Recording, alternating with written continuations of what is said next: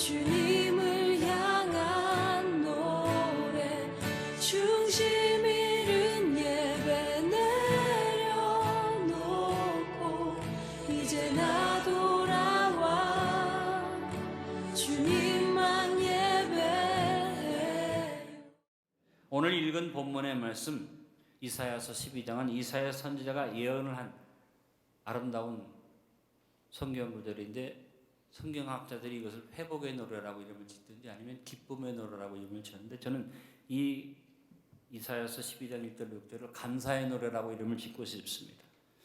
하나님의 택한 백성 이스라엘 백성들이 죄악으로 인해서 하나님의 징계를 받고 멸망당해서 바벨론 포로로 끌려갔는데 하나님께서 그들을 징계하시고 그냥 버리신 것 아니라 그 징계를 통해서 그들을 정결케 하시고 다시 구원을 얻도록 하시는 회복을 예언하고 노래한 것이 오늘 본문의 말씀입니다. 이사야 선지자는 포로에서 해방될 그날을 말하면서 유다 백성들이 어떻게 하나님 앞에 서야 할지를 예언해 주고 있습니다. 지금 우리는 마치 바벨론 포로에 잡혀 있는 것처럼 코로나19라는 무서운 바이러스에 잡혀 있습니다.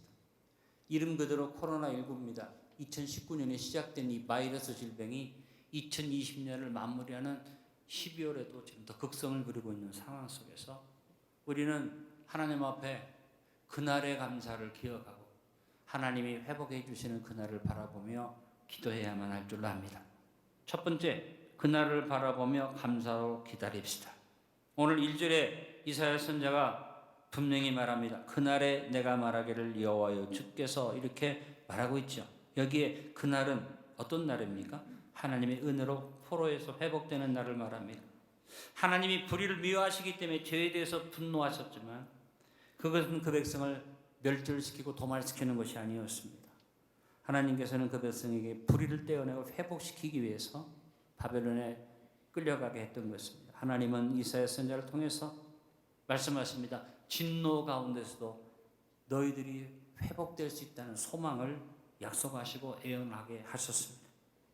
그리고 이사야는 말합니다. 하나님 우리에게 회복을 주신다.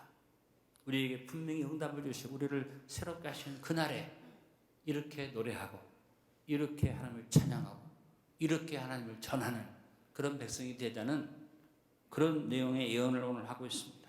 우리는 코로나19와 같은 위기 상황 속에서 이사야 선지자가 예언한 이 약속을 붙들고 우리의 과거를 회개하고 현재의 자신을 돌아보면서 미래의 회복을 소망하면서 우리도 그날의 감사를 주 앞에 고백하며 기다리는 백성 될 수 있기를 바랍니다. 두 번째, 그날의 고백을 미리 고백합시다. 이사야 선지자가 1절에 말합니다. 그날에 네가 말하기를 이사야 선지자가 예언하면서 얘기해요. 네가 그날을 만나는데 그날에 너희가 이런 고백을 하리라고 가르쳐주는 것입니다. 회복의 고백을 이사야가 미리 일러줍니다. 뭡니까? 여호와여 주께서 전에는 내게 노하셨사오나 이제는 주의 진노가 돌아섰고 또 주께서 나를 아니하시오니 내가 주께 감사하겠나이다 할 것이니 그날이 오면 너희가 이런 고백을 할 것이다 라고 이사야 선지자가 예언해 주었습니다. 여러분, 이사야 선지자가 예언해 준 그 고백 속에 어떤 내용이 있습니까? 전에는과 이제는의 상황이 분명하게 딱 구별되어서 고백되어진 것을 봅니다. 전에는 어떤 내용입니까? 내게 노하셔서 전에는 내가 고통 가운데 포로 가운데 있었죠. 이제는 뭡니까?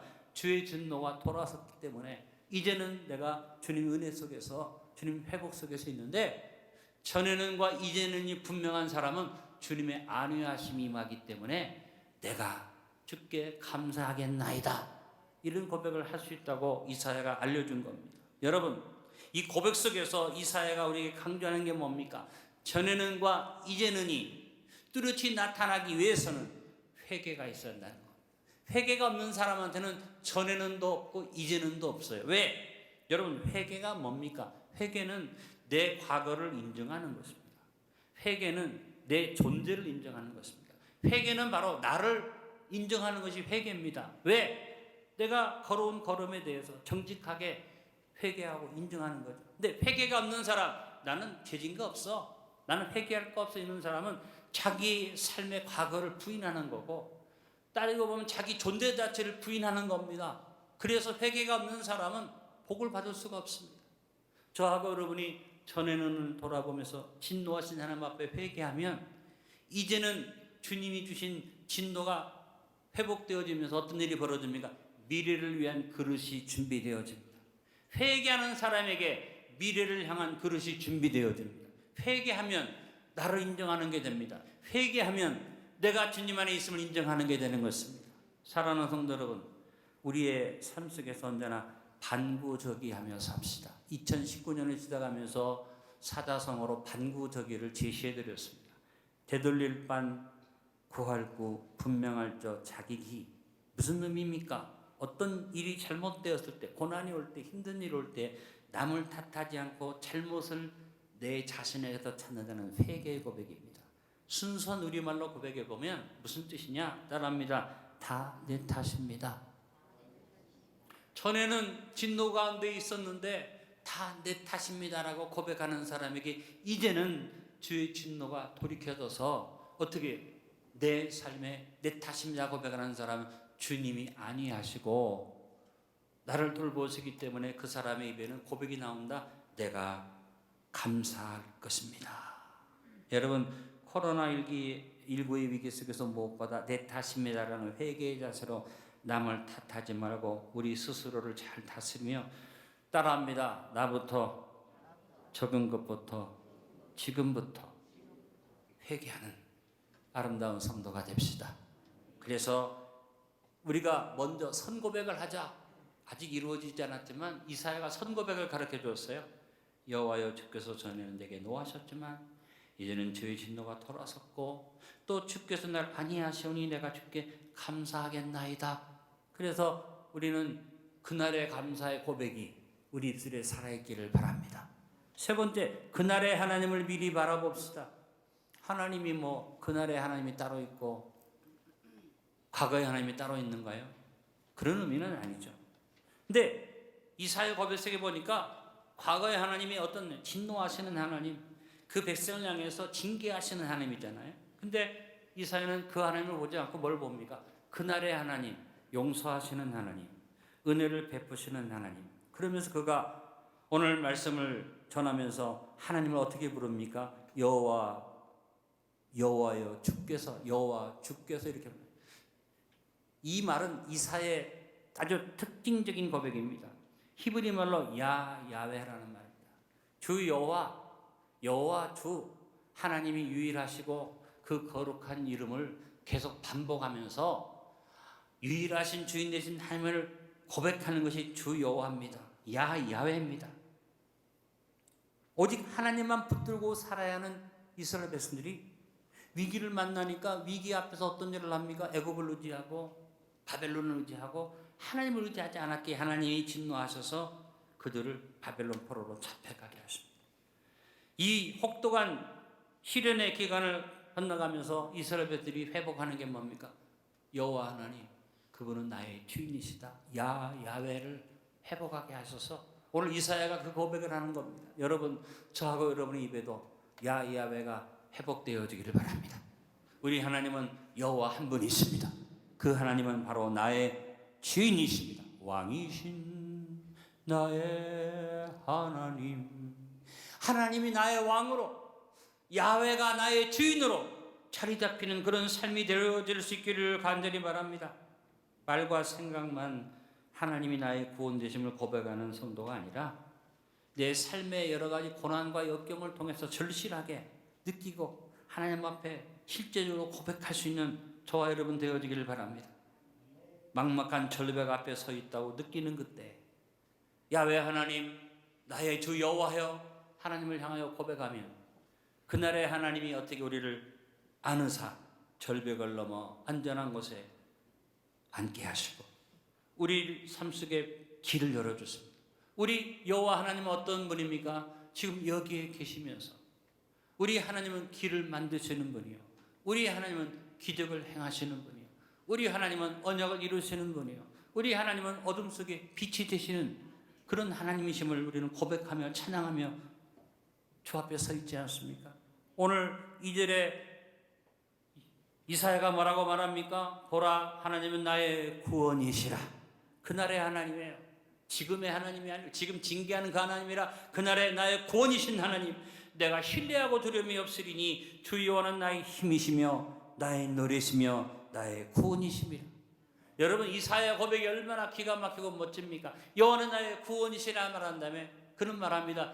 여호와는 나의 구원을 이루시는 힘이 되시며, 그리고 결론적으로 하나님이 나를 구원하셨기 때문에 나는 하나님이 나의 노래가 되시며, 그래서 한마디로 다시 말하는 것은 여호와는 나의 구원이십니다.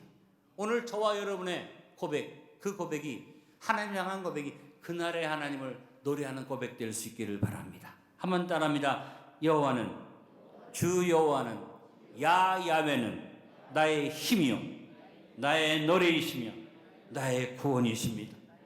그래서 우리가 늘 찬양합니다. 나의 힘이 되신 여호와여, 내가 주님을 사랑합니다. 주는 나의 반석이시며 나의 요새시라. 주는 나를 건지시는 나의 주, 나의 하나님, 나의 피할 바위시요 나의 방패시라. 아멘. 여러분, 그날의 하나님을 고백하며, 그날의 하나님을 나의 하나님으로 고백하면서 여호와는 나의 힘, 나의 노래, 나의 구원이심을 고백하는, 그날의 하나님을 고백하는 저와 여러분 되어줄 수 있기를 바랍니다. 네 번째, 그날의 감사를 지금 결단합시다. 이사야 선지자는 그날의 감사를 미리 결단하고 고백했습니다. 여호와여, 주께서 야훼께서 전에는 내게 노하셨으나 이제는 주의 진노가 돌아섰고 주께 나를 안위하시니 내가 주께 감사하겠나이다. 여러분, 안위라는 단어가 굉장히 중요한 단어. 안위라는 단어는 그냥 위로하러 끝나는 게 아니라, 안위라는 단어는 구원한 다음에 그를 철저히 보호한다는 의미의 단어가 아닙니다.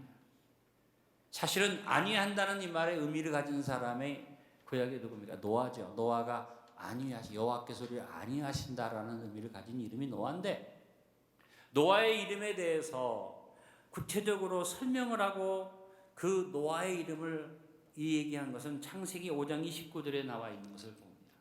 노아의 후손이었어요. 라멕이라는 사람이 인생을 살다 보니까 너무 힘든 거예요.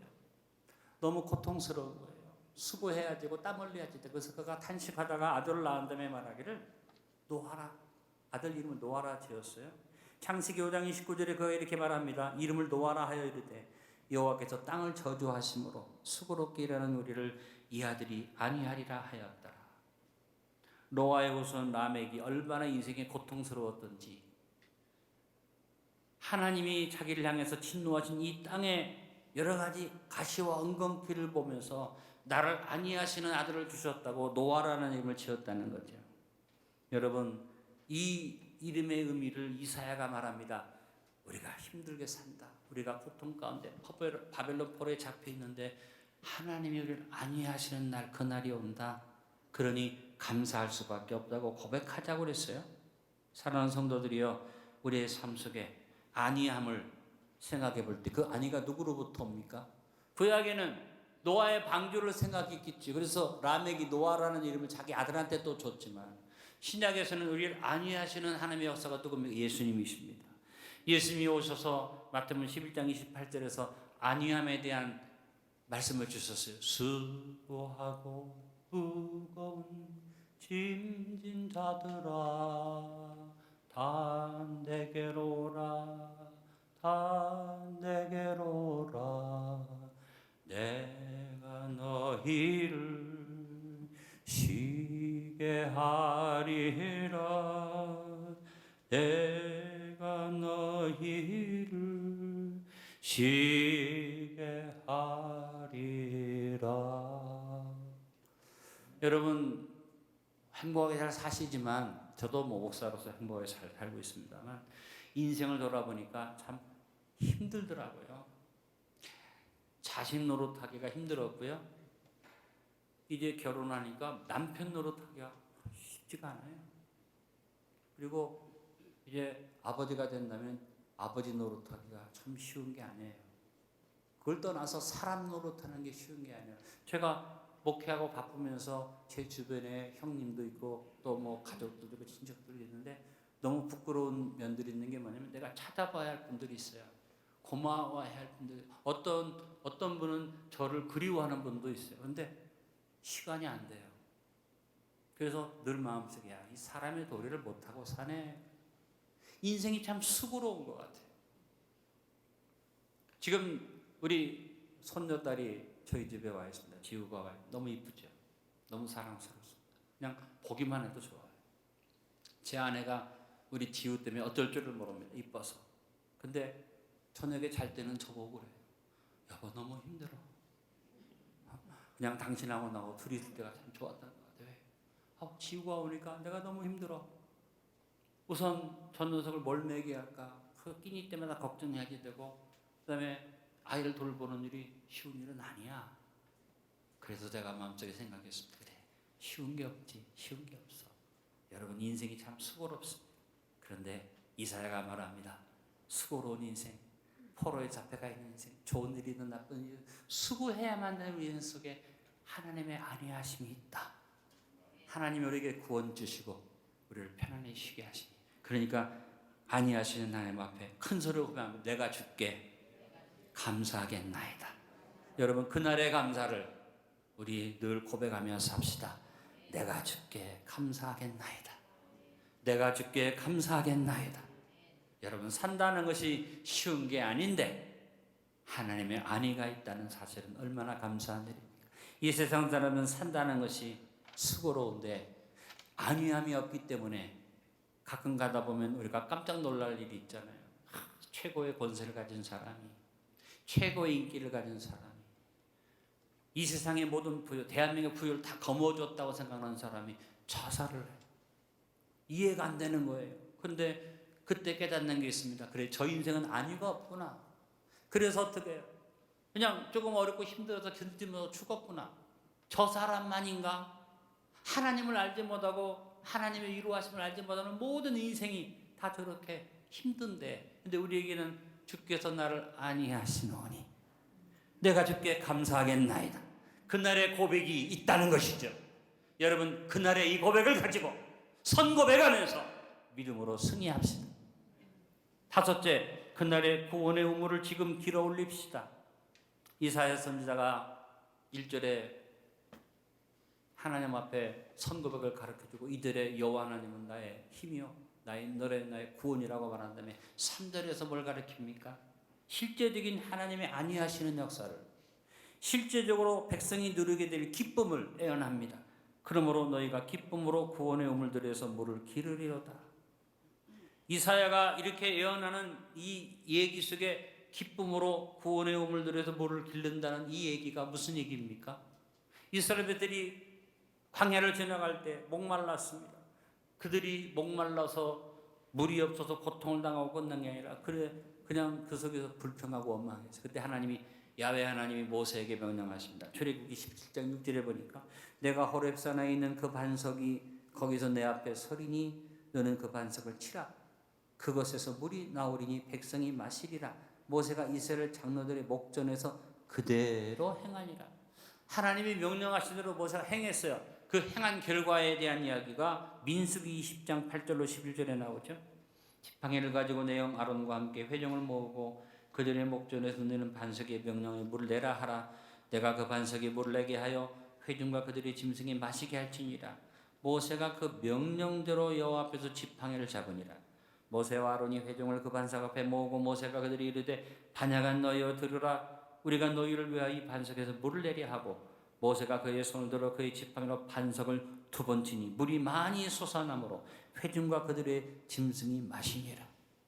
반석을 쳤을 때 생수가, 이건 여러분 요즘 우리가 먹는 생수하고는 비교가 안 되는 진짜 생수. 하나님이 주시는 반석의 생수가 콸콸콸콸 이게 기쁨의 우물이 되어서 광야의 백성이 먹고 마셨어요. 나중에 이스라엘 백성들이 하나님의 은혜를 감사하면서 절기를 지킬 때 지킨 절기가 초실절이에요. 자기들이 장막 생활하는 하는 그 절기를 지키면서 초막절 초실절이 아니라 초막절을 지키면서 초막절을 지키는 가장 마지막 날에는 어떤 일을 했느냐? 이 반석을 쪄서 물이 나오고 마신 것을 기념하려고 제사장들이 금그릇을 가지고 어디로 갑니까? 실로암으로 갑니다. 실로암은 연못이에요. 실로암은 예루살렘 성 안에 마르지 않는 샘물이 그 기온 샘이라는 샘물이 솟아나는데, 이 샘물은 솟아나는 거기 때문에 그냥 떠먹으면 많은 사람이 못 먹으니까 이걸 히스기야 왕이 수로를 만들어 가지고 연못을 만들고 물이 확 모이게 하고 그 물을 떠서 먹고 식수를 했어요. 그래서 실로암 연못에 가서 금그릇에다가 물을 담아다가 찬송을 부르고 올라가서 번제단 위에다가 붓습니다. 하나님이 기쁨의 우물에서 물을 기르다가 우리를 구원하셨던 그 은혜를 생각하면서 막 붓습니다. 광야에서 반석을 쳐서 물이 나오는 걸 기념하는 그런 절기가 예식이 기쁨의 우물에서 우물물을 기쁨으로 길어 올리는 그런 예식을 이사야가 연상하면서 그날에 하나님이 기쁨의 우물들에서 물을 길게 하시리라. 근데 여러분, 초막절의 마지막 날 이 물을 떠다가 물을 붓는데 예수님이 기가 막힌 고백을 하셨어요. 요한복음 7장 37절 39절에 초막절 마지막 날에 말씀하십니다. 명절 끝날 곧 큰 날에 예수께서 서서히 외치시되 누구든지 목마르거든 내게로 와서 마시라. 나를 믿는 자는 성경 이름과 같이 그 배에서 생수의 강이 흘러나오리라 하시니 이는 그를 믿는 자들이 받을 성령을 가리켜 말씀하신 것이라. 예수님이 말씀하십니다. 다른데 생명의 우물물이 있는 게 아니라 내가 우물물이다. 내가 우물이다. 여러분, 우리는 기쁨으로 구원의 우물 되신 예수님이 나의 주인이시니까 기쁨으로 물을 길어 올리는 그런 백성들이 됩시다. 그날에 우리에게 약속하신 기쁨의 우물이 그날만이 아니라 지금 우리 가운데 예수님이 와 계십니다. 지금 우리 가운데 생명의 역사를 주십니다. 지금 주님 안에 생명의 생수가 흘러 넘쳐나고 있습니다. 코로나19 때문에 메마릅니다. 목마릅니다. 답답합니다. 어쩔 바를 모릅니다. 이럴 때 여러분, 그날의 기쁨의 우물에서 물을 기리라 하신 이 이사야의 예언의 말씀을 생각하면서 우리의 기쁨의 우물 되시는 주님 앞에 나와 물을 길어 올리고 주님의 말미암아 기쁨을 얻으면서 주님 앞에 믿음으로 행하는 저와 여러분 될 수 있기를 간절히 바랍니다. 오늘 말씀의 결론을 맺습니다. 이사야 선지자가 예언한 그날을 바라보며 삽시다. 그날의 고백을 미리 고백합시다. 그날의 하나님을 바라봅시다. 그날의 감사를 지금 결단합시다. 그날의 구원의 우물을 지금 기쁨으로 길어 올립시다. 그리고 이사야는 이사야서 12장 4절 6절에 다시 한번 그날을 언급합니다. 4절에 그날에 너희가 또 말하기를 여호와께 감사하라. 그 이름을 부르며 그 행하심을 만국 중에 선포하며 그 이름이 높다 하라. 여러분, 그날은 이스라엘 백성이 포로에서 회복될 그날입니다. 그날 회복을 경험한 백성이 마땅히 해야 할 일이 뭡니까? 감사라는 겁니다. 그리고 여호와를 찬송할 이유는 그가 극히 아름다운 일을 하셨다. 여러분, 하나님께서 지금 고통을 당한 이스라엘 백성에게 극히 아름다운 일로 함께 하신다는 것을 이사야가 말합니다. 그리고 말하기를 시온의 주민아 소리 높여 부르라. 이스라엘의 거룩하신 이가 너희 중에서 크심이니라. 여러분, 우리가 지금 주님의 은혜와 사랑에서 그날의 감사를 위해서 할 일이 뭡니까? 주님이 우리를 위해서 구원을 베푸심을 선포하고 아름다운 일이 이루어졌음을 자랑하고 그리고 고백합시다. 여호와 하나님이 안디옥 성도들 안에서 크심이니라. 이 고백이 이런 고백이 되기를 바랍니다. 야훼 하나님이 대한민국 안에 크심이니라. 지금 우리는 위기 속에 있습니다. 우리 안에 계신 하나님을 우리가 버릴 것이냐? 우리 안에 역사하신 하나님을 받아들임으로 온 세계 사람들이 바라보고 대한민국 안에 계신 하나님이 크시도다 말할 수 있는 축복을 누릴 것이냐? 이 일을 위해서 우리는 기도합니다. 이를 위해서 우리는 포럼도 합니다. 이를 위해서 우리는 나가서 외치기도 합니다. 그리고 가장 중요한 것, 복음을 전하면서 여러분, 그날의 감사를 복음을 전함으로써 완성시키는 저와 여러분의 복된 걸음 될 수 있기를 예수님의 이름으로